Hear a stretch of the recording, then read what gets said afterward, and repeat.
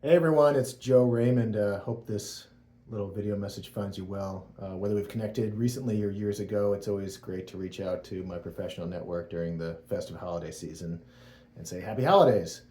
And as podcasts have grown in popularity, I thought it'd be a great opportunity for me to send a holiday greeting via my version of a podcast that comes through as a very MVP version or maybe an amateur hour version. But here it goes. And it talks about just end of year planning for products. And in my decades of experience in product management, the world of release management, it's evolved significantly, accelerating towards continuous delivery, release when ready, and it's transitioned from an age when there were these cumbersome release processes and a lot of overhead to a much more agile approach. And now that we can release when ready, it's great, as flexibility offers us numerous advantages. But it's also essential to measure up the impact of whether we should release in latter half of December as these end of year releases start to pile up. And the question remains, should we always prioritize go, go, go, release when ready? Or are there instances where a more deliberate approach, particularly during the end of year holiday crush, causes a little bit more deliberate decision making? And since it's the holidays, I thought a fireside chat would be in order. So let's do this. I'm gonna cue up a little music here, set the mood.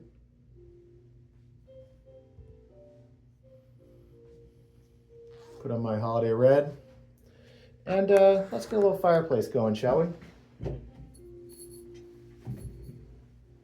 There we go. That's better. So as we think about this, I just want to start with a little bit of a Christmas poem. 'Twas the week before Christmas, and all hands on deck. Teens were all scrambling for that last release on the quick. The products must be shipped, the features to be deployed. A year of hard work. Oh, how I really miss this end of year wrap up because I'm unemployed. Yeah, a little self-deprecating right there, but as I sit at the bench as a seasoned product management leader, I find myself missing this exhilarating yet nerve-wracking time as teams grapple with these notions of product releases at the end of the year. And it really is a unique blend of creativity, strategy, and execution that is this deliberate balance.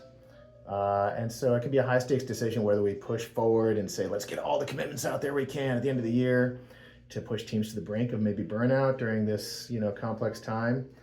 It really brings up memories for me of, I remember a team where we had to deploy not one, but two patch releases on like December 22nd, December 23rd, hoping we could get the patch release done by the 24th because we botched a rapid fire release back on December 18th. And so it's a stark reminder of these high pressure situations and how should we think about it. So you think about industries, some industries, particularly retail and payments, they used to have this adopted, and maybe some still do, no releases after November. Black Friday comes around and that's it. And it seems appealing from a pure risk mitigation point of view, but I think quite honestly, it can stifle ability to capitalize on emerging opportunities, stifle innovation, and really just slow down teams. And so I think alternatively, there's this annual end of year rush that heralds a frantic spirit and sprint to get stuff done, to product teams to get all the releases they can out the door before the end of the year. And I think that's what I want to talk about today is a little bit of a balance here. So as I think about the consumer digital space, that's where I spent my career, the holiday season, it's really unique because time shifts geometrically. A single hour can equate to, what might feel like a day in earlier parts of the year, and a single week can feel like, a month, and a single month can feel like a year. And so by pausing deployment during this period, I think companies are missing out on valuable both customer value creation as well as revenue. And so instead of a complete release shutdown or try to push it all out the door as fast as we can, I think a more strategic approach is to be careful and select and prioritize releases that really are focused on customer value at this critical time. What measures up to customer value at this critical time? And I think teams often respond to this critical customer-driven value context at this time. When we get to this end-of-year release decision point, the very core of the release has to have a chance of bringing customer benefits that are directly correlated to the customer needs at the end of the year. So there's things like customer convenience, customer financial benefits, customer time to value benefits, giving time back to consumers. And I'll say last but not least, a little bit of joy and delight. It's a joyful season after all, so let's make sure we deliver that too. But it has to center on customer value at this critical time.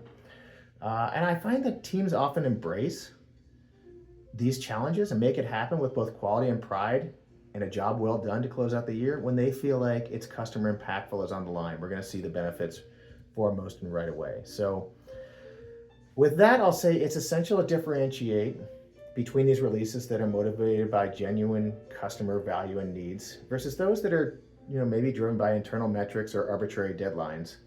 So if a release is primarily serves a, internal performance indicator such as some bonus metric for successive on-time releases, or, how many N count P2 bugs are still on roster by the end of the year, we got to get that down to below N count.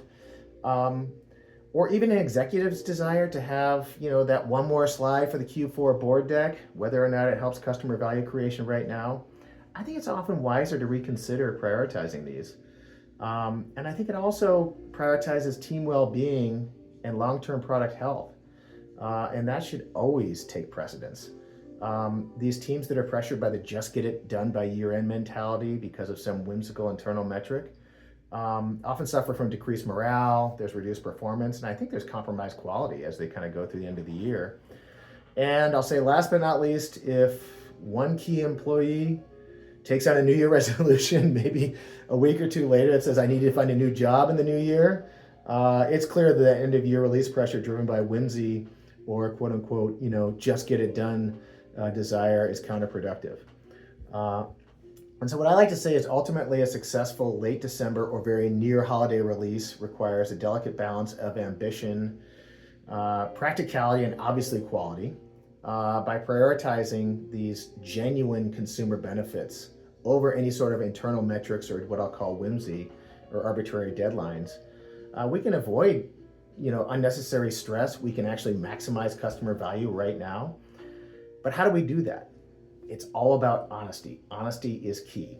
And if we're really intellectually honest about the assumptions we have and the deliverables that we're going to bring that are going to drive customer value right now, we can focus our efforts and avoid unnecessary stress.